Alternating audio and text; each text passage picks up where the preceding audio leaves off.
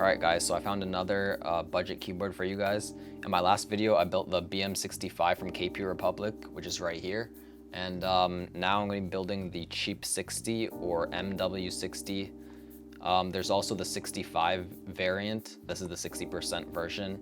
But yeah, I'm going to be doing this build with the Tecsee carat linear switches and some Durock V2 screw-in stabilizers. And I'm going to be lubing them with Krytox 205G Zero Lube. And yeah, that's pretty much it. So hope you guys enjoy the video. Alright, so going inside, we have the keyboard case. And then we have the PCB right here. So let's take a look at the PCB first. This is called the M64rgb. It's VIA and QMK compatible. As you can see, it's a hot swap PCB with south-facing LEDs. It's also compatible with screw-in stabilizers. And yeah, I couldn't find many PCBs that actually had per key LEDs. And also the underglow with this many LEDs. So yeah, I think this was pretty good to find. But yeah, it looks pretty good so far. So yeah, let's continue on. Alright, so now let's check out the case itself. Alright, so first we have the Poron dampener, which I actually picked up separately. And then we have the polycarbonate plate. Pretty sure I gotta peel off these little plastic pieces, but yeah, I'll peel them off when we get to that. And here are the gasket strips for the plate. And then here's the case. It looks pretty nice. I originally wanted the clear top, not the foam top, but the seller on Aliexpress said that they didn't have that at the moment, so I just ended up getting this one, which I honestly don't mind. And they did also get me the screwless version, so the screws are kind of hidden. And they're actually at the bottom instead, because on the original MW65 and Cheap60, they're on the top. They're usually visible, which I can see how some people like that, but personally, I just wanted a cleaner look. So yeah, I opted for that version instead. The first thing I'm going to do is lube the stabilizers, and then I'll just put everything together. But yeah, so I'm going to do that right now, and I'll get back to you guys when I'm done.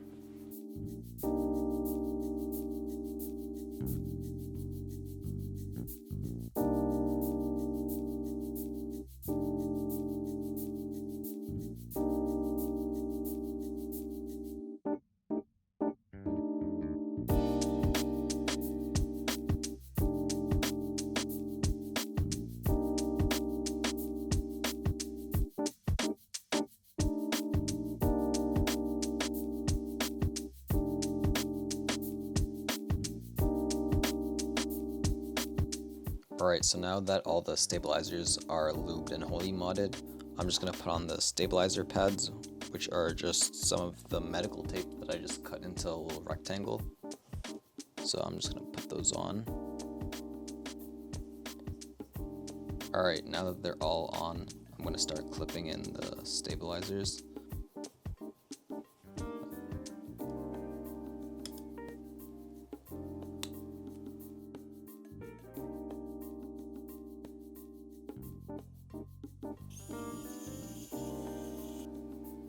Alright, so now that the stabilizers are installed, we can start putting together the keyboard. So yeah, I gotta peel off this little... So first of all, I'm gonna put the gasket strips on the plate.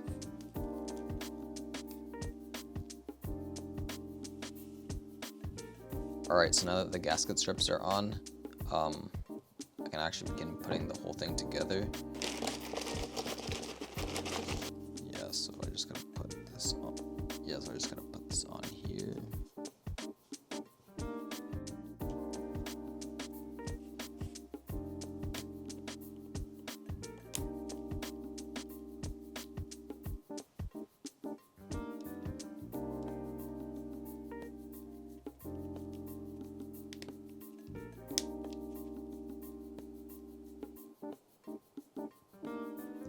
Alright, so now the last thing to do is just put on the feet.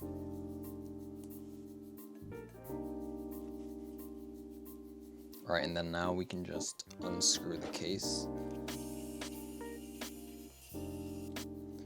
Okay, and it should just pop off like that.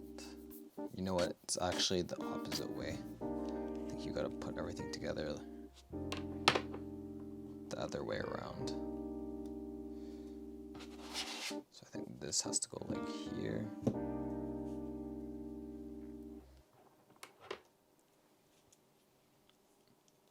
Then you just put on the top piece. You just gotta flip it.